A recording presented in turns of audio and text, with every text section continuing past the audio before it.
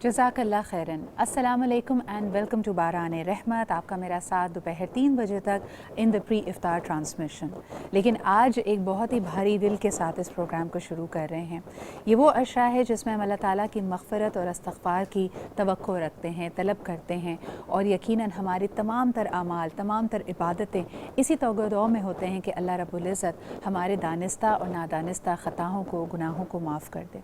लेकिन हमारे इर्द गिर्द जो इस वक्त चैलेंजेस हैं उसमें यकीनन अपने आप को समेटना और संभालना बहुत अहम है।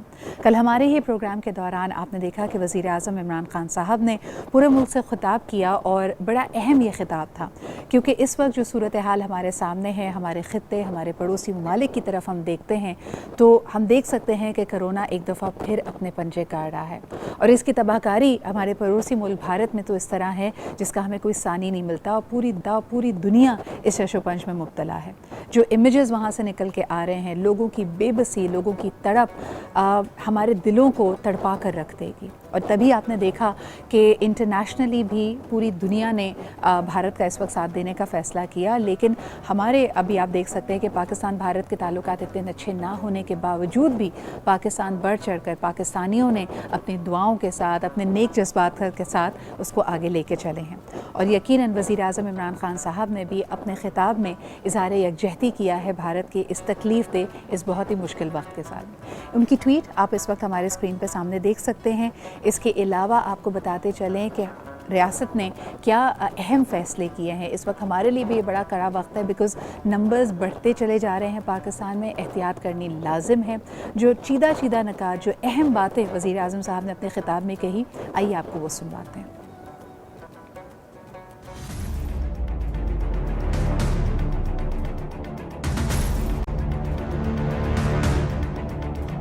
कोरोना को रोकने के लिए हमें फिर बंद करने पड़ेंगे शहर। पाकिस्तानी फौज को भी कहा हुआ है कि वो अब SOPs अमल में लाने के लिए वो भी हमारी लॉ इन्फोर्समेंट, हमारी पुलिस के साथ वो अब सड़कों पर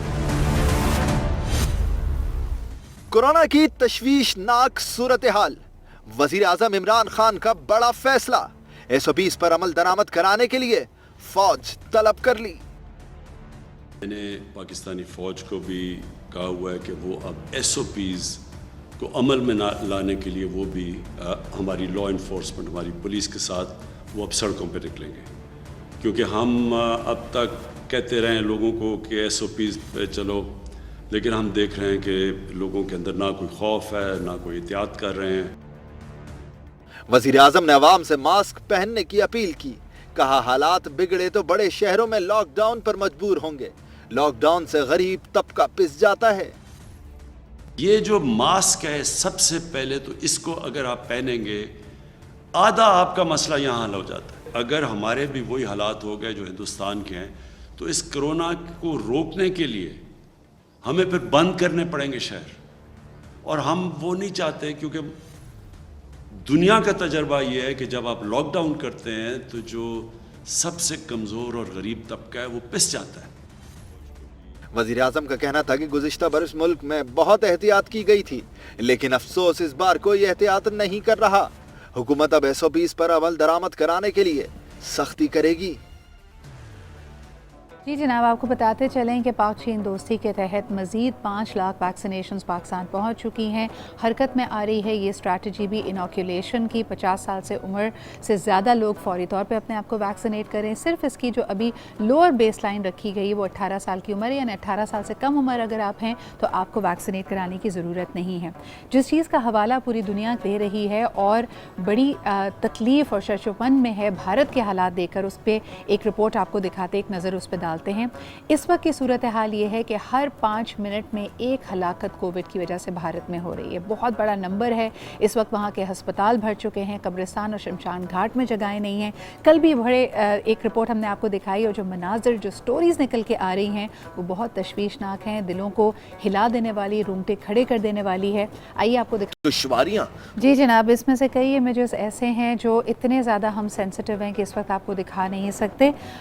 लोगों के लिए बड़ा مشکل ہے. اگر میں اس کو صرف بیان کروں, یہ آپ نے رپورٹ BBC اردو پہ بھی دیکھی تھی جس میں دکھایا جا رہا ہے کہ لوگ آکسیجن کے لیے مارے پھر رہے ہیں. شمشان گھاٹ میں آپ کے پاس لکڑی نہیں ہے, قبرستان میں لوگوں کے پاس جگہیں نہیں ہیں, اور وہاں پہ باقاعدہ جو لا انفورسمنٹ ایجنسیز ہیں وہ یہ اعلان کرتی ہوئی نظر آ رہی ہیں کہ پیس کو اور آپس سے ایک کو برقرار رکھیں.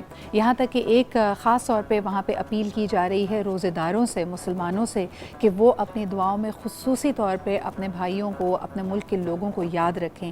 یہ بڑا اہم نقطہ ہے جی, کہ جب آزمائش کی گھڑی آتی ہے تو اہم ہوتا ہے ایک ہو جانا اور دعاؤں سے اپنا آسرا باندھنا. ہم دعا گو ہیں کہ انشاءاللہ تعالیٰ یہ چیزیں بہتری کی طرف جائیں. آپ کو یہ بتاتے چلیں کہ انسانی ہمدردی سب سے زیادہ اولین میرے خیال میں ہمارا خاصہ بھی ہے, اور ہم بطور پاکستانی اس میں بڑا اپنا پرائیڈ بھی لیتے ہیں. حالات چاہے جیسے بھی ہوں, ایک روایتی حریف ہونا اپنی جگہ, لیکن اس وقت انسانیت کے ناطے ہم نے دیکھا کہ کل ٹویٹر پہ پورا دن Pakistan stands with India trend کرتا رہا ہے. اس حوالے سے بھی آپ کو ایک رپورٹ دکھاتے ہیں. جب ہم کہتے ہیں نا کہ چاند, سورج اور یہ لاکھوں تارے سانجے ہیں, ہماری تکلیف, انسان کہیں پہ بھی تکلیف میں ہو, جس تڑپ کے جس طرح کی سچویشن سامنے ہے, یقیناً ہمارا دل بھرا ہے. آپ کو یہ بھی بتاتے چلیں کہ دنیا کی جانی مانی اور فخر پاکستان انسان دوست آرگنائزیشن یعنی ایدی فاؤنڈیشن کے فیصل ایدی صاحب نے بھی کل ایک اوپن لیٹر لکھا نریندر مودی صاحب کو, جس میں انہوں نے آفر کی کہ ہم اپنی ایمبولینسز کی فلیٹ لوگوں کی تکلیف کو دور کرنے کے لیے, اس کار خیر میں ہاتھ بٹانے کے لیے بھارت لانا چاہتے ہیں. یہاں تک بھی کہا کہ اس کے لیے آپ کو فیول کی, کھانے پینے کی, ہمارے رہن سہن کی کوئی, ہم یہ اخراجات خود برداشت کریں گے, صرف اور صرف اس وقت اس مشکل گھڑی میں ہم آپ کا ساتھ دینا چاہتے ہیں. تو ایسا ہے وہ پاکستان جس پہ ہمیں فخر ہے. ایک چھوٹا سا بریک لیتے ہیں, واپس آئیں گے, ذرا اپنے سچویشن, اپنے ملک میں بھی کرونا کے حالات پہ نظر ڈالیں گے. ہمارے ساتھ رہیے, دیکھتے رہیے باران رحمت.